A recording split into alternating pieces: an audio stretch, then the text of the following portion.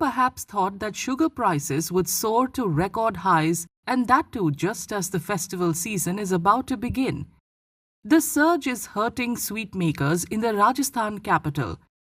But some shopkeepers have decided they won't pass on the additional costs to customers, at least for now.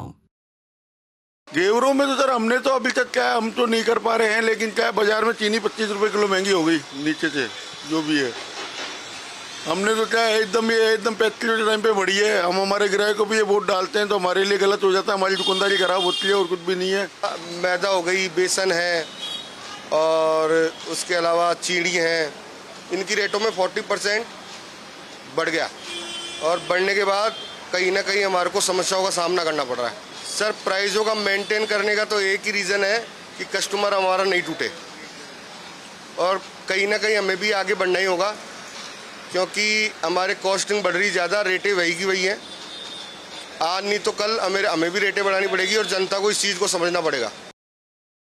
However, not everyone is following suit.